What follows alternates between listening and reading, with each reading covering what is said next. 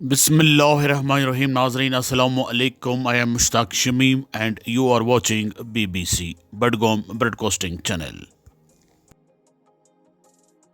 BBC broadcasting channel پر سبھی ناظرین کا خیر مقدم ہے.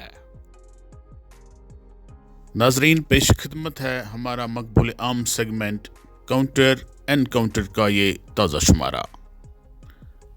آئیے دیکھتے ہیں کاؤنٹر انکاؤنٹر.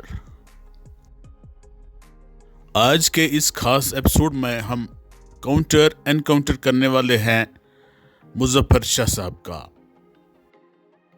مظفر شاہ صاحب جموں کشمیر کے ایک دیرینہ سیاسی لیڈر اور شعلہ بیاں مقرر ہیں.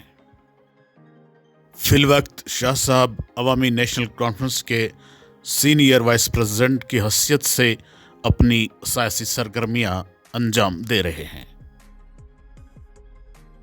ناظرین فی الوقت جموں کشمیر کی سیاسی گلیاریوں میں اور عوامی حلقوں میں یہ خبریں گشت کر رہی ہیں کہ جموں کشمیر کے ایک سابق وزیر اعلیٰ غلام نبی آزاد صاحب کی قیادت میں الیکشن سے قبل جموں کشمیر میں ایک نیا سیاسی محاذ قائم ہونے والا ہے.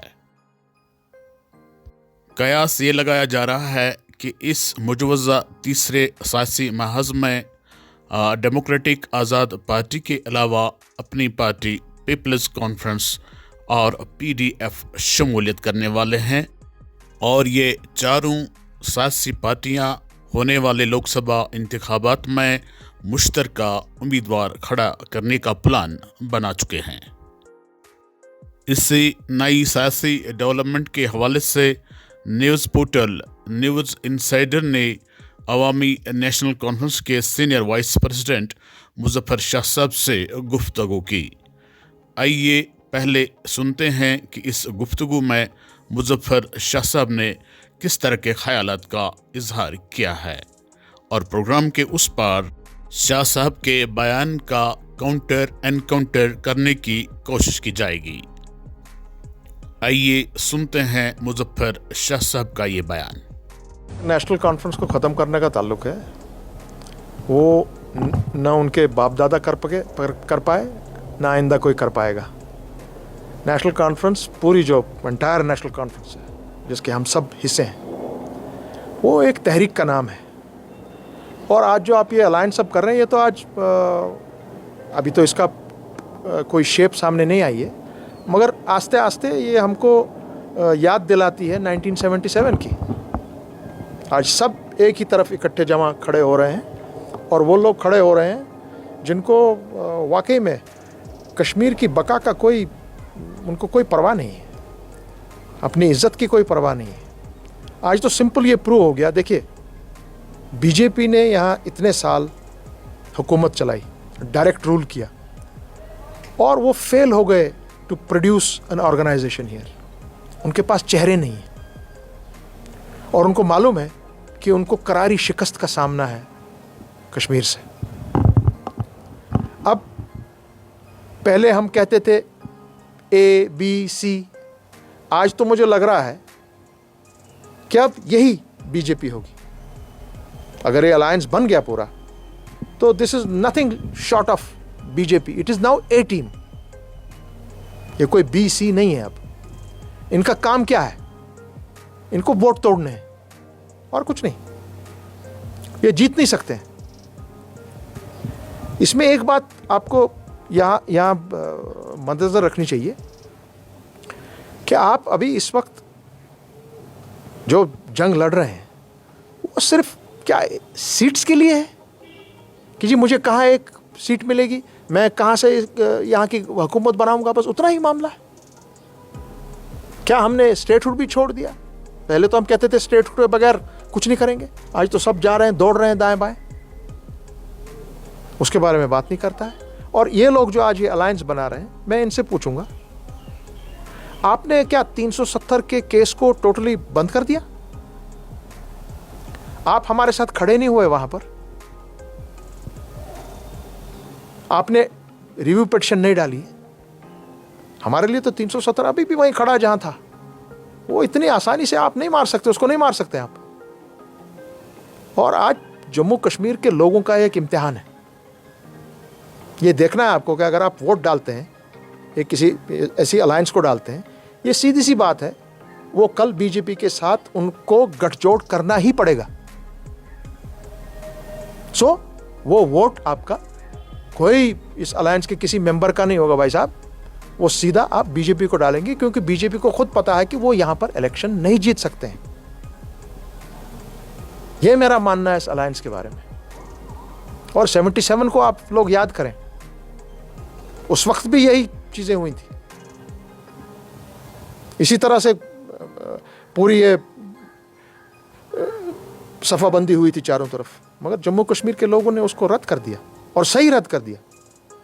इसी तरह आज भी हमें उम्मीद है कि जम्मू कश्मीर के लोग पूरी ऐसी अलायंसेस का, जिनका बीजेपी के साथ वास्ता, दूर दूर का भी अगर वास्ता हो, कोई वोट वो जाया नहीं करेंगे। और कल को आपको उन लोगों के साथ आप जाएंगे जो यहाँ पर गुजरात में देखिए क्या किया इनने, नमाज पढ़ते लोगों के साथ क्या किया उनने। वो तो नहीं कभी कर सकते थे अगर सरकार का आशीर्वाद नहीं होता। दिल्ली में आपने देखा पुलिस के एक आदमी ने, वो सफ में खड़े थे नमाजी, उनको लातें मार मार कर हटाया वहां से। उन लोगों के साथ आप जाएंगे, अफसोस का मुकाम है, ऐसी बात है। तो गुफ्तगू के पहले हिस्से में मुज़फ़्फ़र शाह साहब सहाफ़ी के सवाल का जवाब देते हुए नेशनल कॉन्फ्रेंस का दिफा करते हुए नजर आ रहे हैं।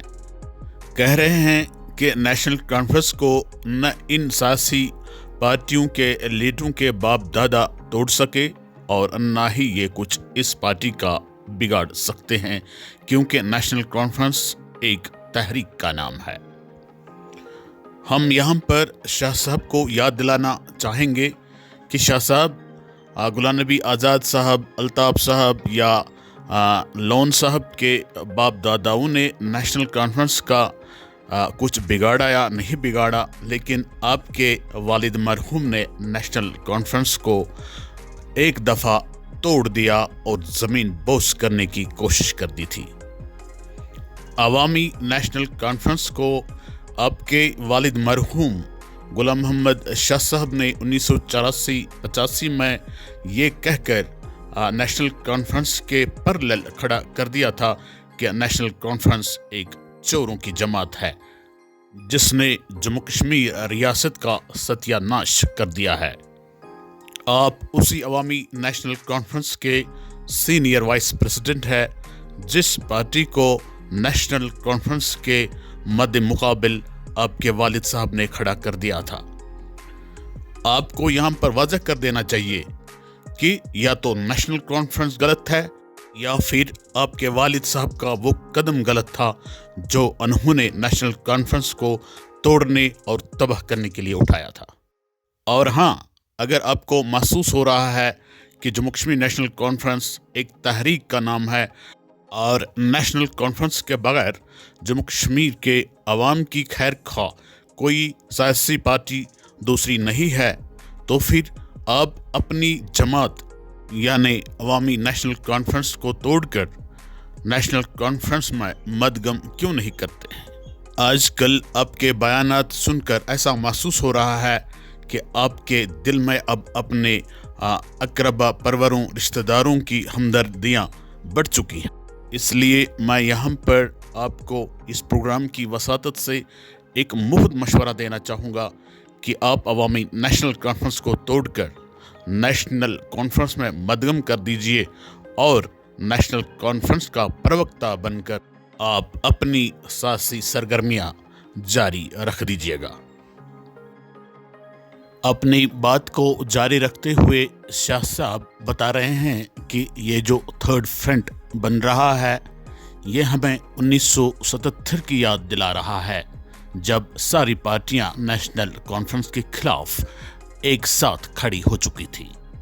जी हाँ शाह साहब, आपको एक अहम बात सही वक्त पर और सही मौके पर याद आ गई। 1977 ये वो ज़माना है जब जम्मू कश्मीर की तमाम सियासी पार्टियां एक साथ खड़ी हो गई और नेशनल कॉन्फ्रेंस के खिलाफ शेख मोहम्मद अब्दुल्ला के खिलाफ इलेक्शन लड़ा। आपको शायद ये भी याद आया होगा कि ऐसा क्यों हुआ था। अगर याद नहीं आया, मैं आपको याद दिलाने की कोशिश करता हूँ। ये सब कुछ 1975 ईस्वी के रद्द-ए-अमल में सामने आया था। 1975 का साल जम्मू कश्मीर की सियासत में एक काले बरस के तौर पर उभर के सामने आया था, जनाब शेर कश्मीर शेख मोहम्मद अब्दुल्ला की मेहरबानियों की वजह से। 1975 में शेर कश्मीर शेख मोहम्मद अब्दुल्ला ने एक लंगड़ी कुर्सी की खातिर इंदिरा गांधी के साथ अकॉर्ड किया था।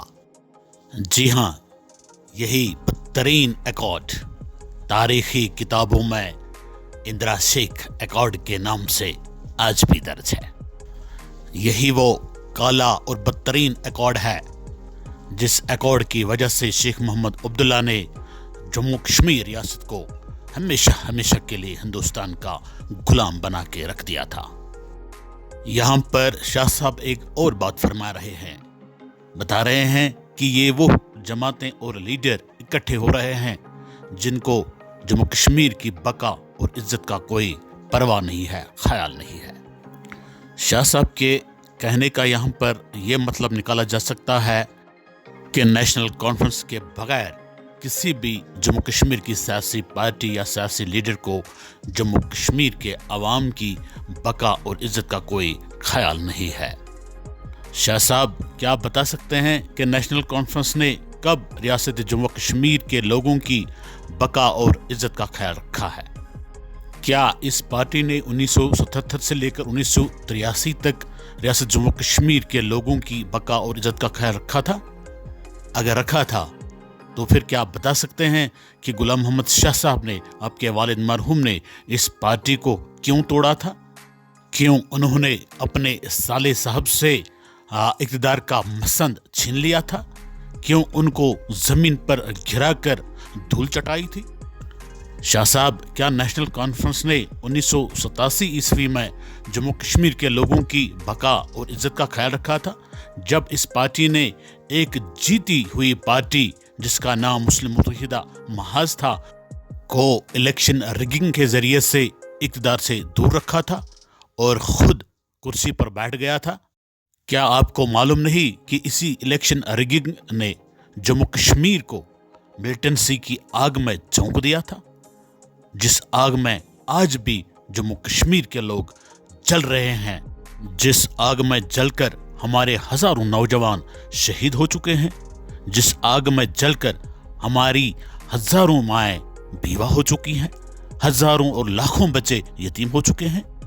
क्या यही है वो विकार और इज्जत जो नेशनल कॉन्फ्रेंस ने 1947 से लेकर आज तक जम्मू कश्मीर के लोगों को दिया है? शाह साहब बातों बातों में यहाँ एक और बात कह गए कि ये जो अलायंस बन रहा है यही अब बीजेपी है, ए टीम है। मुजफ्फर शाह साहब, क्या आप बता सकते हैं कि नेशनल कॉन्फ्रेंस ने कभी बीजेपी को एक्सेप्ट नहीं किया था, उनके साथ हाथ नहीं मिलाया था, उनकी कैबिनेट में वजारत हासिल नहीं की थी? अगर उन्होंने ऐसा किया था तो अगर आज की ये अलायंस ऐसा करती तो इसमें क्या हर्ज है? शाह साहब पता नहीं बिना सोचे समझे क्या बोले जा रहे हैं। बोल रहे हैं कि इन तमाम पार्टियों ने स्टेटहुड को छोड़ दिया है, दफा 370 को छोड़ दिया है, नेशनल कॉन्फ्रेंस ने नहीं छोड़ा है। ऐसा आप कैसे कह सकते हैं? क्या उमर अब्दुल्ला साहब ने एक दिन ऐसा नहीं कहा था कि जब तक जम्मू कश्मीर को स्टेटहुड और दफा 370 वापस नहीं मिल जाता तब तक मैं इलेक्शन में हिस्सा नहीं लूंगा? न कहीं दफा 370 है, न कहीं स्टेटहुड है, और आजकल उमर अब्दुल्ला साहब अपने लंगर लंगोटे कस रहे हैं इलेक्शन लड़ने के लिए। मुजफ्फर शाह साहब, आपकी एक एक बात, एक एक सवाल का जवाब है हमारे पास, लेकिन वक्त कम होने की वजह से आपकी हर बात का हम एनकाउंटर नहीं कर सकते हैं इस एपिसोड में। इंशाल्लाह अगले एपिसोड में जरूर करेंगे। शाह साहब, एक और बात मैं यहाँ पर बताना चाहूँगा आपसे। आप एक अच्छे इंसान हैं, अच्छे सियासी लीडर हैं, आप एक शोला बयान लीडर भी हैं, लेकिन मैं आपसे एक गुजारिश करना चाहूँगा, जब भी आगे कभी भी आप प्रेस के सामने आओगे, किसी छोटे बड़े सियासी इश्यू को लेकर प्रेस कॉन्फ्रेंस करोगे, तो मेहरबानी करके प्रिपरेशन करके आ जाना चाहिए। ये वो ज़माना नहीं रहा है, आज के लोग सब कुछ जानते हैं, सब कुछ। शुक्रिया नाजरीन, हमारे साथ बने रहने के लिए आपका बहुत बहुत शुक्रिया। Thanks for watching BBC।